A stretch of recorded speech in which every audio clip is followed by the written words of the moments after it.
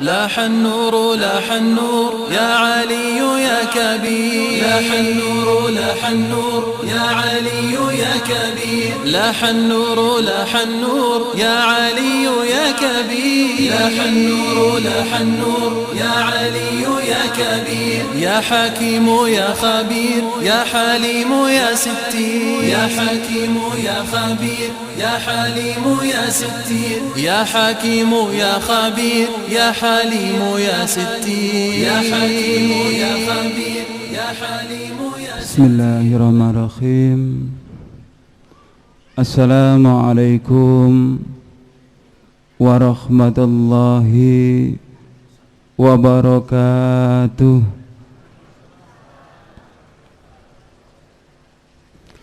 Innal hamdalillah nahmaduhu wa nasta'inuhu wa nastaghfiruh wa na'udzu billahi min shururi anfusina wa min sayyiati a'malina. May yahdihillahu fala mudilla lahu wa may yudlil fala hadiya lahu. Asyhadu an la ilaha illallah wahdahu la syarika lah wa asyhadu anna Muhammadan abduhu wa rasuluh. Ya ayyuhalladzina amanu taqullaha haqqa tuqatih wa la tamutunna illa wa antum muslimun.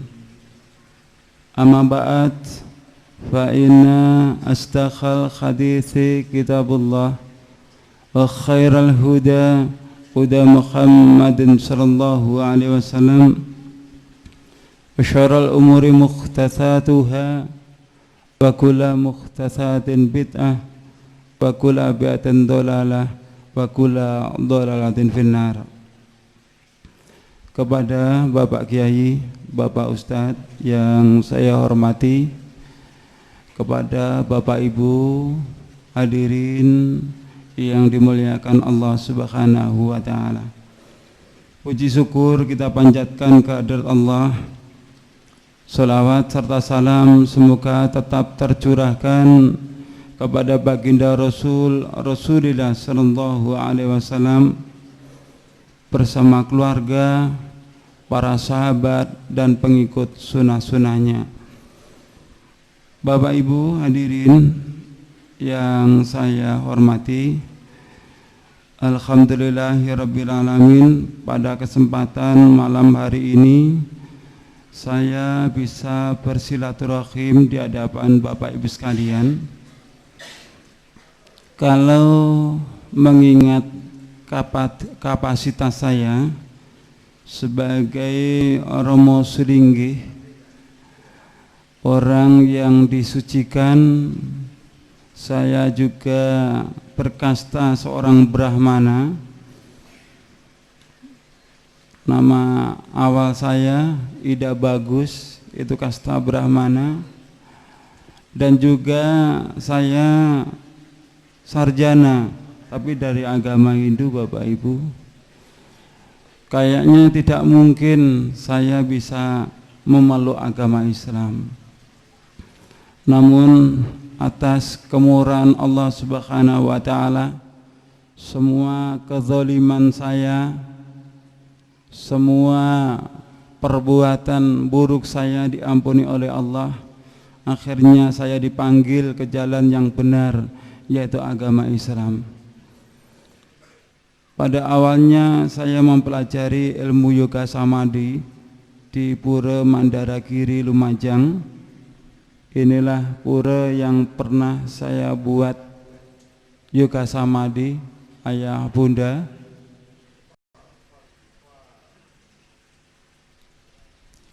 Saya mempelajari ilmu yoga samadhi bersama rekan-rekan yang lain. Setelah ilmu yoga samadhi kami kuasai, kami amalkan di tempat-tempat tugas kami. Alhasil banyak saudara seagama saya maupun saudara-saudara dari umat Islam yang juga mengikuti ilmu yoga samadhi itu. Mungkin Bapak Ibu sekalian sekarang ingin tahu lebih lanjut perkembangan yoga samadhi. Sekarang yoga samadhi lebih populer di Indonesia, dimoderatori oleh Adnan Krishna dari Bali.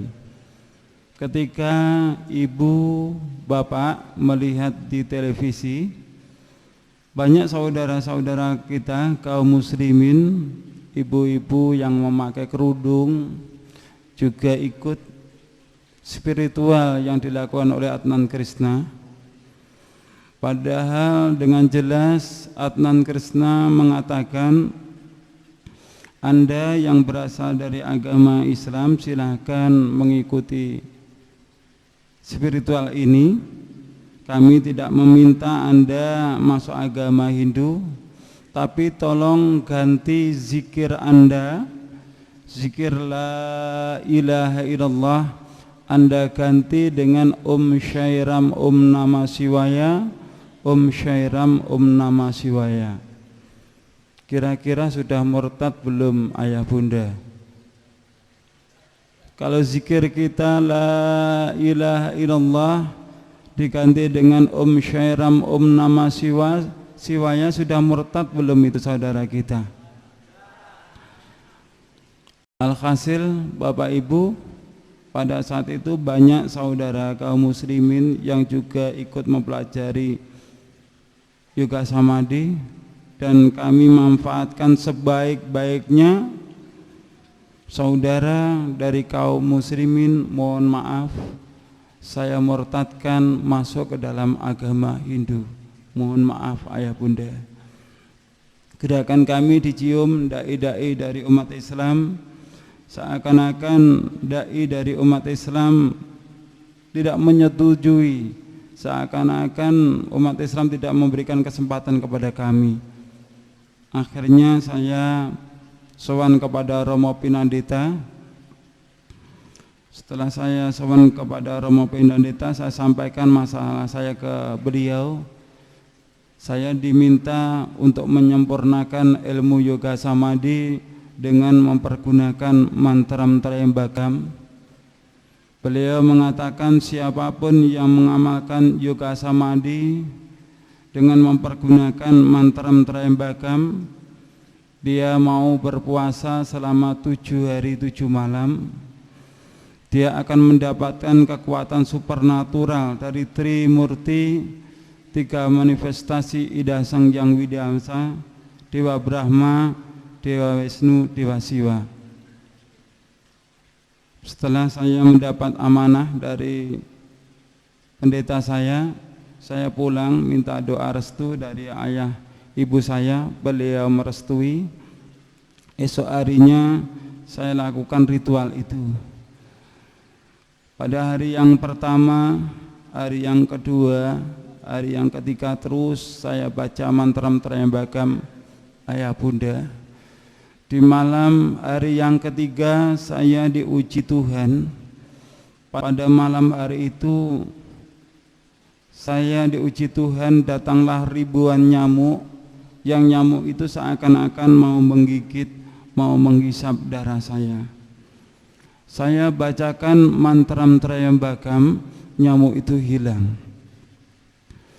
Hari yang keempat, hari yang kelima, terus saya baca mantra-mantra Trayambakam. Di hari yang kelima saya juga diuji Tuhan ayah bunda. Kenapa saya katakan saya diuji Tuhan? Karena pada malam hari itu saya mencari Tuhan saya yang sebenar-benarnya. Pada malam hari yang kelima saya diuji Tuhan, datanglah bau busuk yang timbul dari tubuh saya. Saya bacakan mantra-mantra Trayambakam, bau busuk itu hilang. Mungkin terlintas di benak ayah bunda yang menjadi kesaksian Anda itu mimpi atau kenyataan. Karena banyak orang yang memberi kesaksian seperti itu ternyata cuma mimpi. Bapak Ibu sekalian yang saya hormati, ibadah di dalam agama saya bagi orang yang berkasta Brahmana,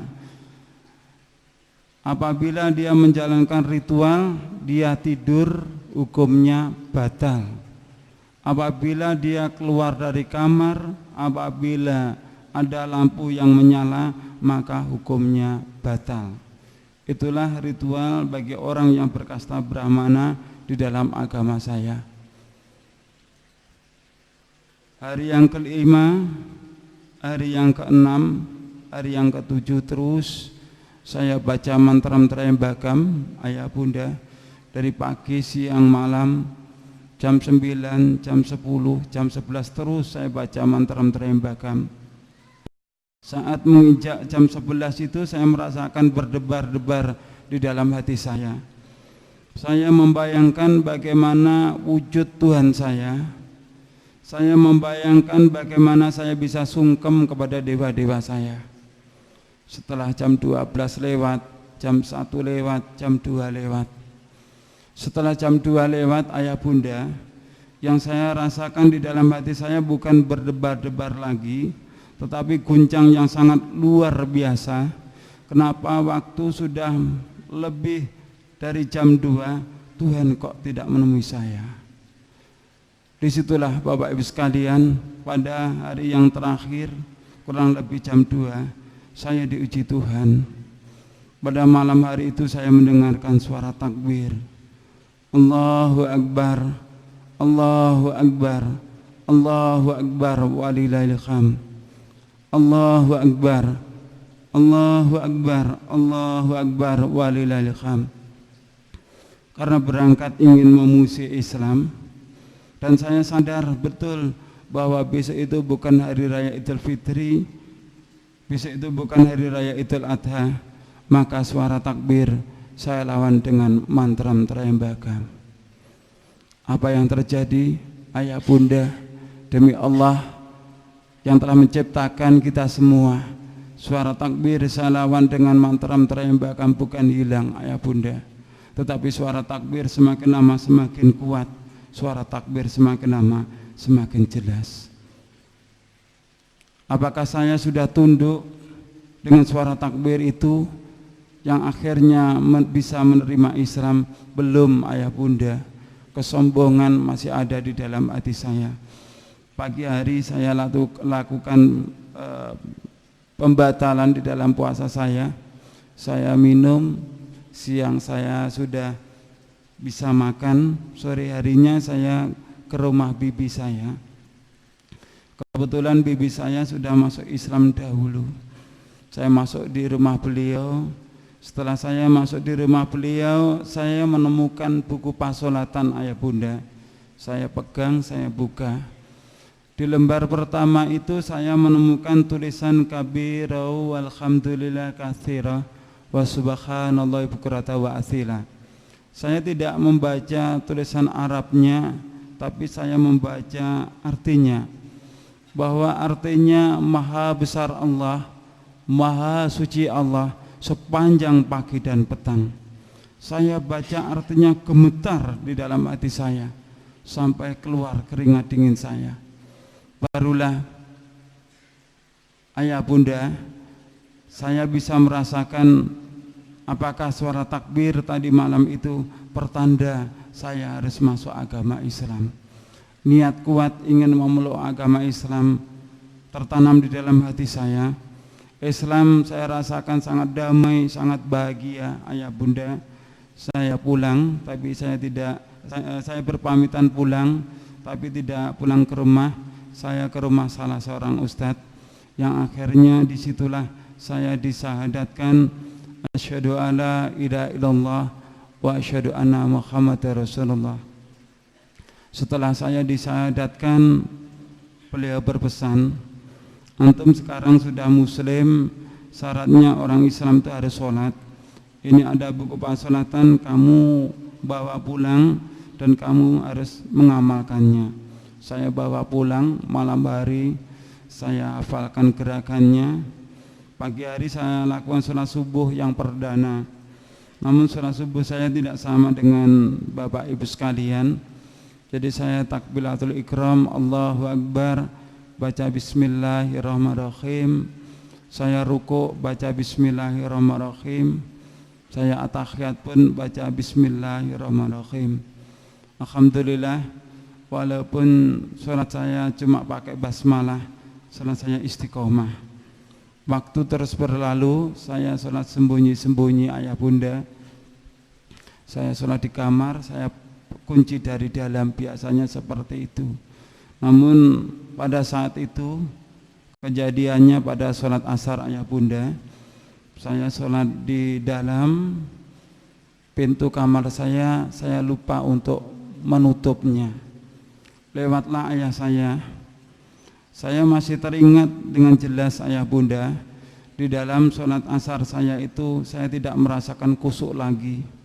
Saya membayangkan apa yang terjadi kalau sampai tahu bahwa saya ini sudah memeluk agama Islam. Benar ayah bunda, seusai sholat asar ayah saya bertanya, kamu sekarang sudah muslim ya? Karena sudah ketahuan, saya jawab dengan jujur, iya ayah, saya sekarang sudah beragama Islam. Dengan jawaban saya itu, betapa marahnya beliau, berbicara yang keras sekali, mau kamu bawa kemana harga dirimu, mau kamu bawa kemana martabat keluargamu kalau kamu memeluk agama Islam. Dengan harapan saya bisa murtad lagi dari agama Islam, ayah sampaikan kepada paman sampaikan kepada pimpinan. Pagi hari saya diberi undangan paksa untuk mempertanggungjawabkan perbuatan saya. Pagi hari saya disidang ayah bunda, di hadapan mereka, dicaci maki, dihujat. Datanglah paman saya dari arah pintu.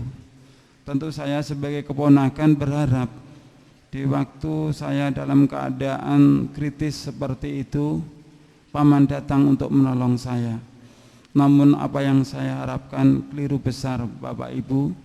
Paman datang bukan menolong saya, justru paman datang ingin melampiaskan marahnya kepada saya karena saya tetap memilih Islam sebagai agama saya.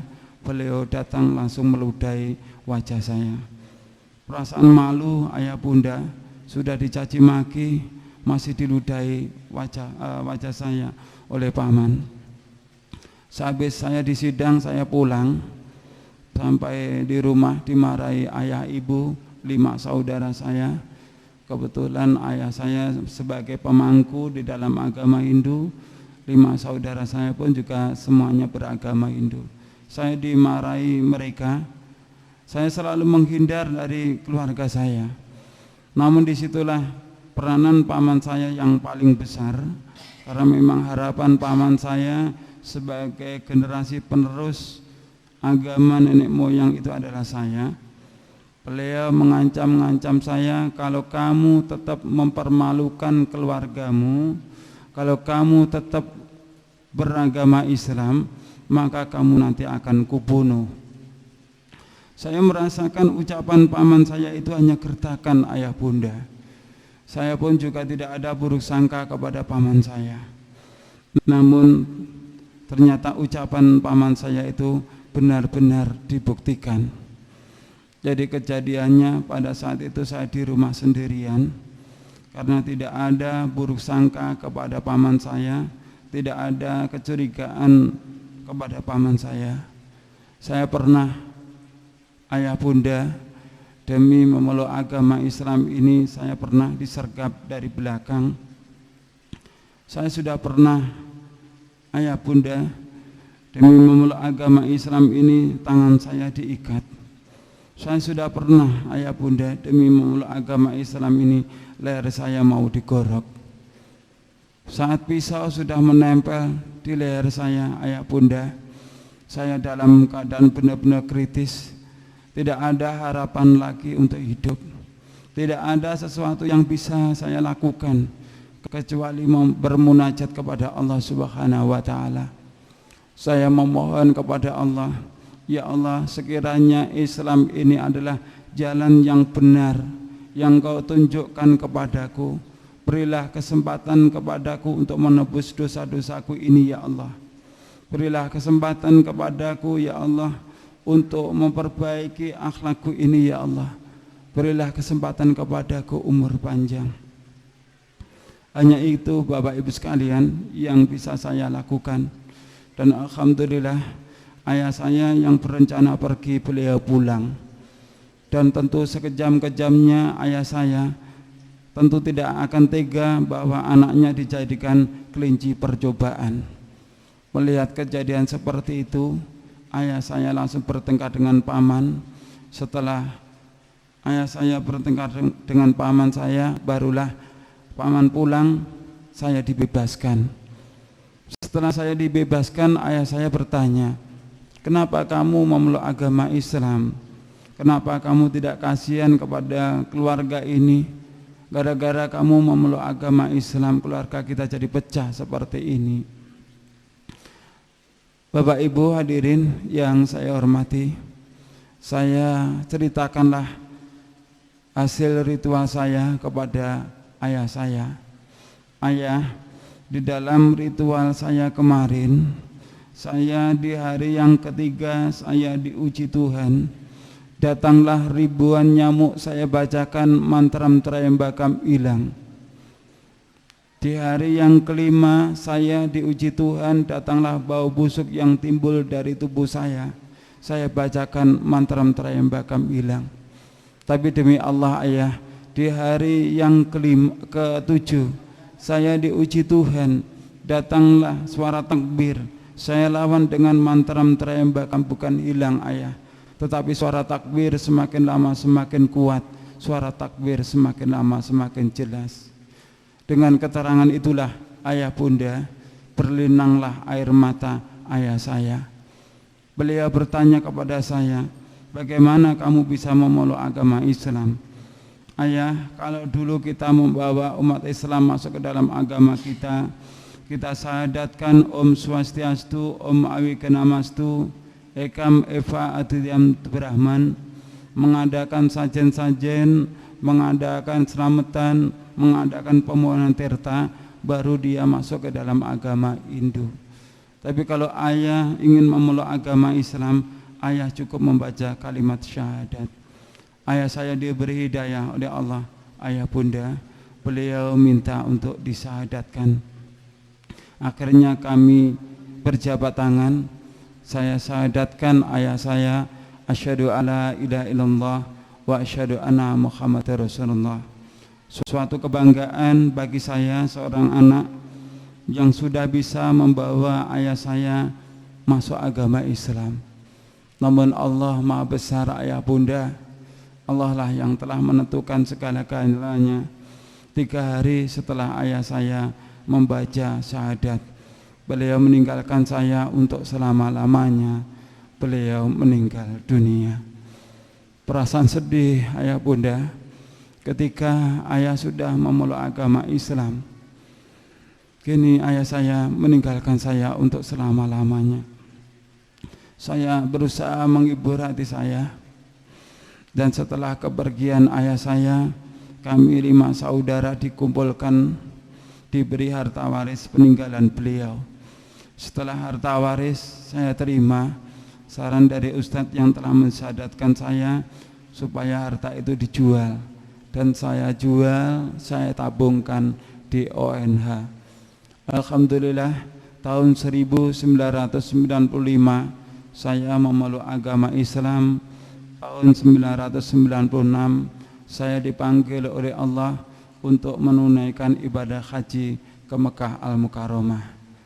Di hadapan Baitullah saya memohon kepada Allah, ya Allah ampunilah segala dosaku, ampunilah dosa kedua orang tuaku, ampunilah semua dosa saudara-saudaraku, kembalikanlah, panggillah mereka ke jalan-Mu ya Allah, berilah hidayah mereka. Alhamdulillah ayah bunda, seusai pulang haji disusul ibu saya memeluk agama Islam, berturut-turut 5 saudara saya masuk agama Islam.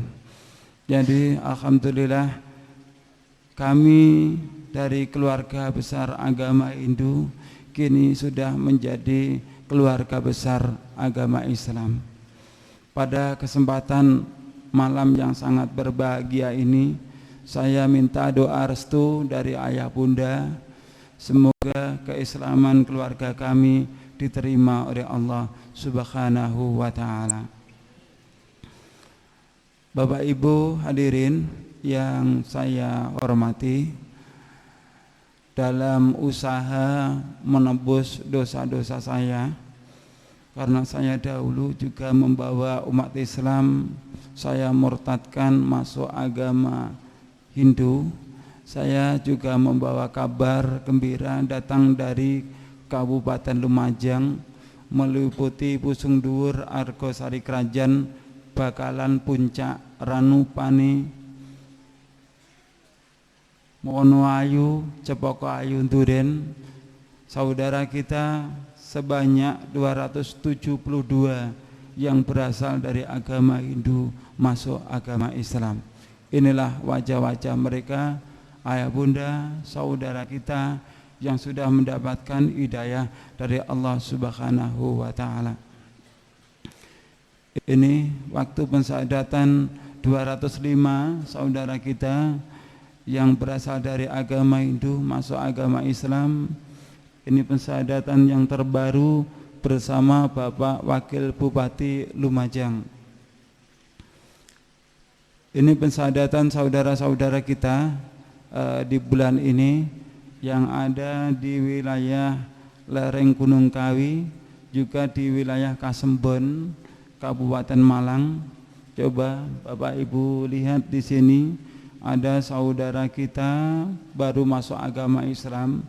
Setelah dia memeluk agama Islam, terenyuh, hatinya tersentuh ayah bunda. Ketika mereka ditanya, bagaimana rasanya setelah Anda bersyahadat, Anda masuk agama Islam? Saya merasakan kebahagiaan yang sangat luar biasa. Ini di bulan ini juga ayah bunda, saudara kita yang berasal dari agama Hindu yang masuk agama Islam, mereka belum punya mukena, belum punya jilbab dan sebagainya. Ini bantuan beberapa bingkisan yang kita peroleh dari kajian Ahad pagi Cerme, Gresik, juga Masjid Kemasan Gresik juga ini bantuan yang di hari ini, di Ahad ini, bantuan dari Ibu Aisyah yang ada di Sidoarjo, Surabaya. Bapak Ibu hadirin yang saya hormati, ketika Anda mendengarkan kesaksian saya, kita bersama-sama bisa menyimpulkan kenapa orang yang beragama Hindu, orang yang beragama Buddha, yang beragama Kristen, dia tidak mau masuk agama Islam. Jawabannya karena mereka sombong. Kalau mereka tidak sombong, mereka mau membandingkan kitab mereka dengan kitab Al-Quran, insya Allah mereka akan terpanggil mendapatkan hidayah dari Allah Subhanahu wa ta'ala. Begitu juga kenapa umat Islam tidak mau tunduk kepada Al-Quran dan sabda Rasulullah sallallahu alaihi wasallam? Jawabannya juga karena sombong. Di dalam hati Anda masih ada penyakit TBC, takhayul, bid'ah, dan khurafat, kekuatan-kekuatan yang datang selain dari Allah Subhanahu wa ta'ala. Ketika kita berdakwah kepada orang-orang saudara kita non-muslim, itu semua membutuhkan waktu yang lama, juga tidak mudah Bapak Ibu sekalian, sulit. Itu pengalaman yang saya rasakan. Namun saya merasakan ada yang lebih sulit ayah bunda, Kita mengajak orang Hindu, orang Kristen masuk agama Islam itu sulit. Tapi ada yang lebih sulit, yaitu mengislamkan orang yang sudah beragama Islam. Itu sulit sekali ayah bunda. Apakah umat Islam harus disyahadatkan? Tidak ayah bunda.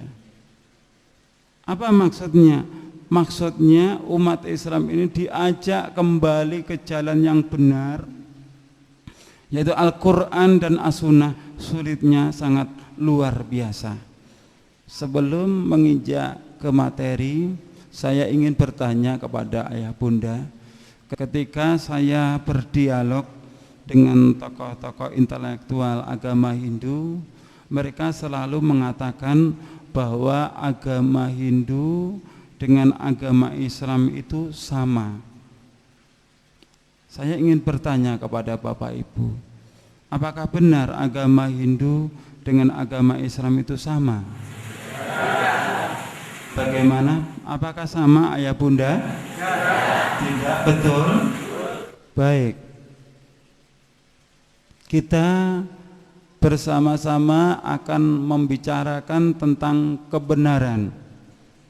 Jadi tolong bedakan antara benar dengan mencari pembenaran.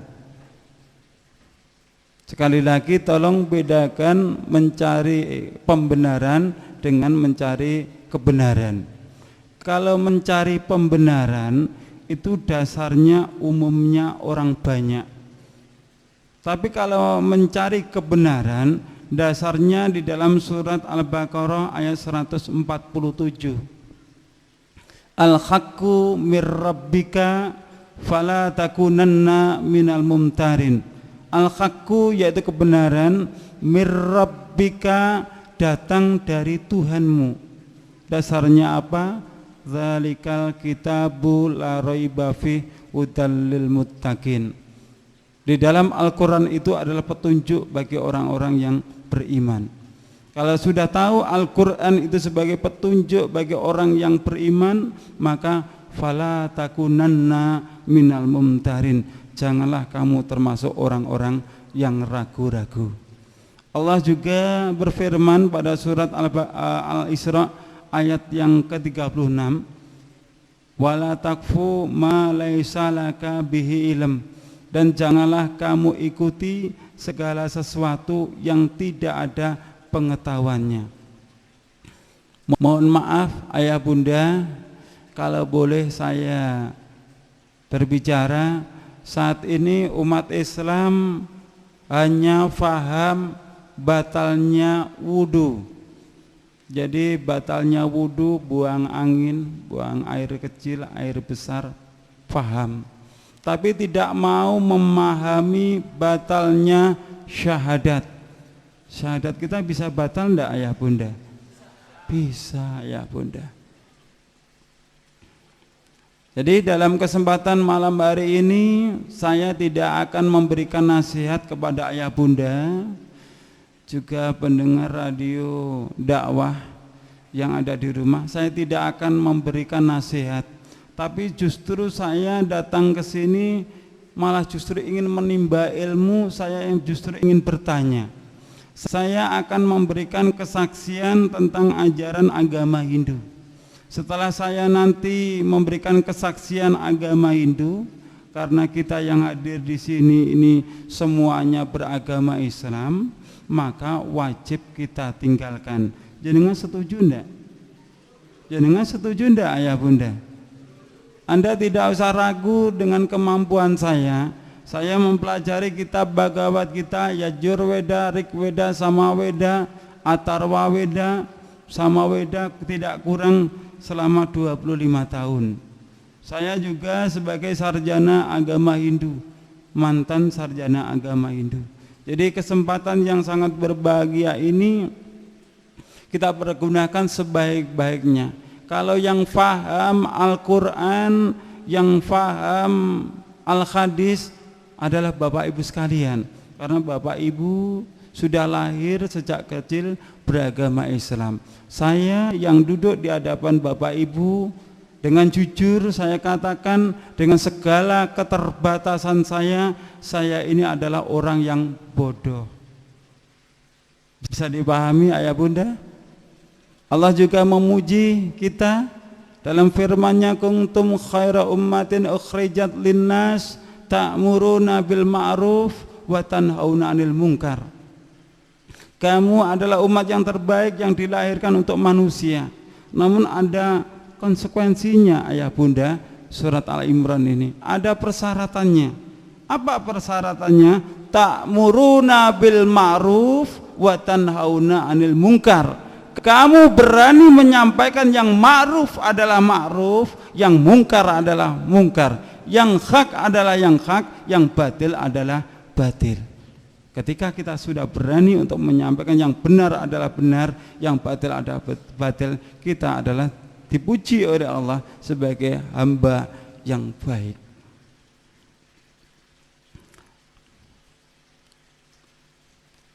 Saya mempunyai pertanyaan yang pertama, tolong dijawab dengan jujur. Di dalam agama saya, yaitu agama Hindu, Dewi Saraswati mempunyai kendaraan angsa, dan Dewi Saraswati selalu di atas bunga teratai. Di dalam agama Hindu, angsa dilarang untuk disembelih. Angsa adalah binatang yang dikeramatkan sebagai kendaraan Dewi Saraswati. Dewa Brahma mempunyai kendaraan atau palinggian, yaitu binatang gajah. Gajah di dalam agama saya dilarang keras untuk dibunuh, dilarang untuk disembelih. Begitu juga Dewa Siwa. Dewa Siwa mempunyai palenggan, yaitu sapi atau kerbau yang berwarna putih. Bisa Anda lihat di dalam perpustakaan nasional yang ada di Bali, bahwa Resi Markadenya, ini bukan rumah sakit Islam ayah bunda ya, jadi bahasanya kita pakai ejakan Sanskrit asli, jadi bacanya Resi Markadenya dengan beberapa sapi juga kerbau yang berwarna putih. Biasanya dipergunakan dalam upacara Mapurwadaksina, yaitu di Bali, tempatnya sekarang di Gunung Raung, Desa Taro, Tegalalang, Gianyar. Saya sampaikan, lembu dan kerbau yang berwarna putih dilarang disembelih karena sebagai palenggan Batara Siwa. Ketika saya masuk di kota wilayah bagian Jawa bagian tengah, saya juga menemukan ayah bunda, yaitu kerbau yang berwarna putih. Kalau karena kerbau atau sapi itu berasal dari India ayah bunda, bawaan Resi Markadenya, setelah datang ke negeri kita biasanya disebut bukan kerbau warna putih tapi kebo bule. Jadi ada yang namanya turis bule, juga ada kerbau bule. Saya amati ayah bunda bahwa kemerdekaan Republik Indonesia ini diperoleh atas dukungan dan prakasa para ulama-ulama kita, termasuk ada Kiai Ahmad Dahlan, ada Kiai Hasyim Asy'ari yang mendukung perjuangan kemerdekaan Republik Indonesia. Jelas Kiai Ahmad Dahlan, Kiai Hasyim Asy'ari. Tapi setelah saya masuk di wilayah tengah, apa juga di sini ini ya ini, saya menemukan gelar ulama, Pak Kiai, Pak Ustadz dipakai di kerbau ini ayah bunda. saya menemukan kerbau yang berwarna putih namanya Kiai Slamet. Pertanyaan saya, ayah bunda, sejak kapan kerbau ini jadi kiai? Dan kalau boleh tahu, ya, hati kita masa tidak tersentuh? Masa yang namanya kiai tidak pernah pakai baju, bahkan tidak pernah pakai celana dalam, ayah bunda. Buang air juga di sembarang tempat. Terus di sini setiap tahun, ayah bunda, diarak bukan 1-2 orang, ribuan manusia berebut kotoran Kiai Kebo Slamet, ayah bunda. Katanya kerbau ini bisa mendatangkan berkah, kotorannya pun juga bisa sebagai obat sebuah penyakit. Beberapa waktu yang lalu saya investigasi di kandangnya Kebo Slamet ini. Saya tidak mau manggil kiai karena dia hanya binatang, ayah bunda. Ternyata sampai di sana, yang mana di setiap tahunnya kotorannya ini direbutkan, di kandangnya itu kotorannya banyak sekali, ayah bunda. Jadi setelah saya di Jawa Timur atau di luar Jawa, saya sarankan kepada saudara-saudara kita, kalau Anda datang, apa benar di Solo itu? Kebo Slametnya apa benar di Solo, ayah bunda? Saya sarankan kepada mereka, jangan datang di acara ritual itu, datang aja di luar bulan itu. Kalau Anda mencari kotorannya Kebo Slamet, cari aja di sana, ndak usah bawa kantong plastik, bawa aja truk. Ndak usah berebutan, ayah bunda. Masa lo kelasnya Solo muncul beberapa ustadz yang luar biasa, jam terbangnya tinggi, yang seperti ini masih diyakini, ayah bunda. Jenengan percaya ndak kalau ini bisa mendatangkan berkah? Alhamdulillah.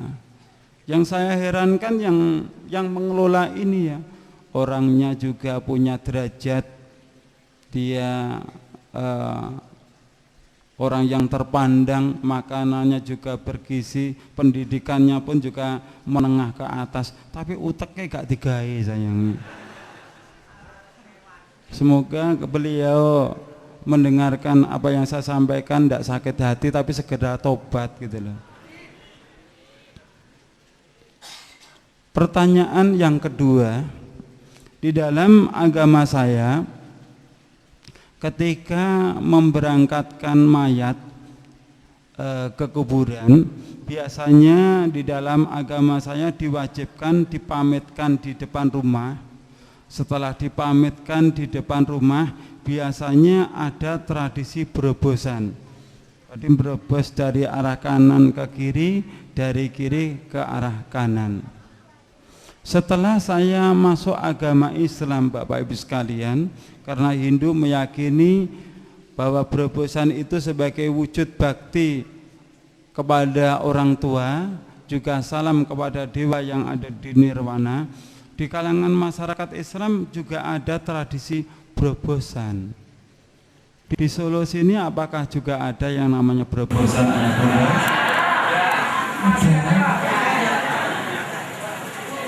Loh, katanya di Solo tidak ada orang yang beragama Hindu. Agama Islam dengan agama Hindu sama ndak, ayah bunda? Tidak sama loh ya. Jenengan sudah pernah menemukan dasar dalilnya bahwa ketika orang tua kita ini meninggal dunia, kita harus berobosan seperti itu? Belum. Kalau belum, kenapa Anda melakukannya? Apa alasan Anda?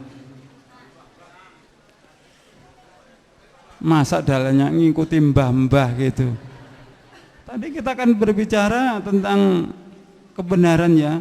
Kebenaran itu datang dari Allah, dasarnya adalah Al-Quran dan As-Sunnah.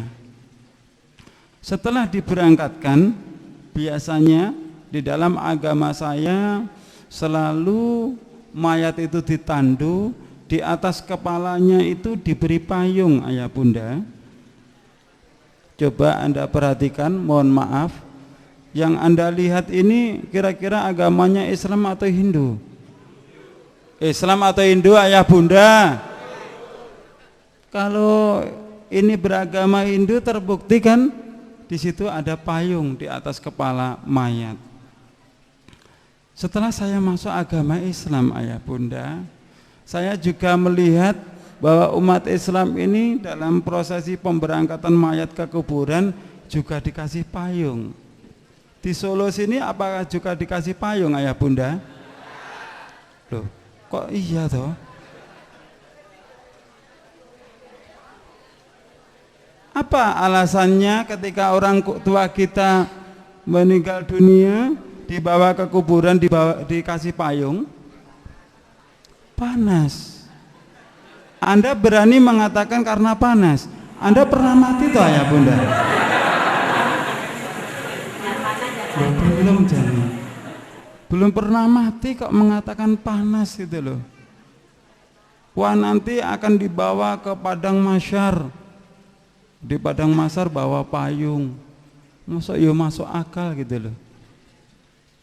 Begitu juga dalam pemberangkatan mayat, biasanya di dalam agama Hindu mempergunakan bunga. Bunga itu dipergunakan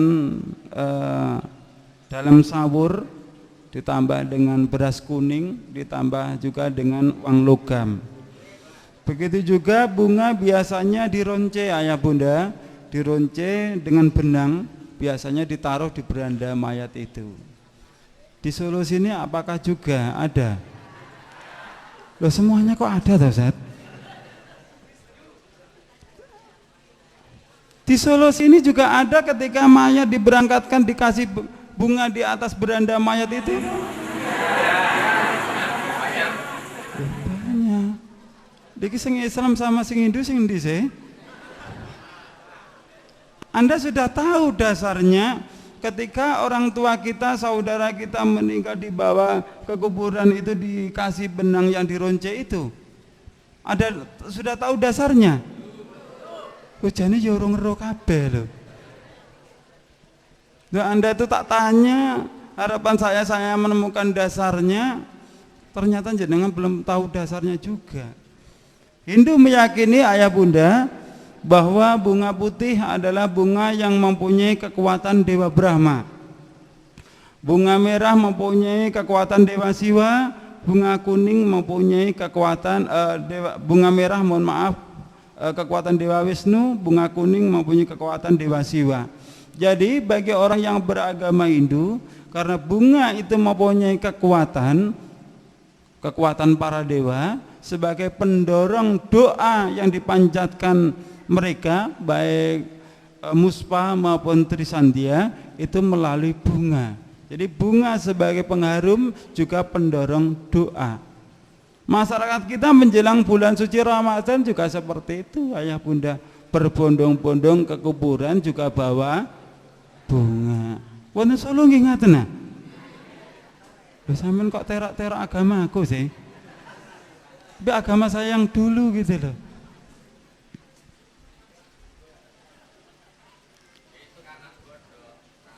Pertanyaan yang ketiga, tolong jawab dengan jujur kalau ayah bunda memang tahu dasarnya.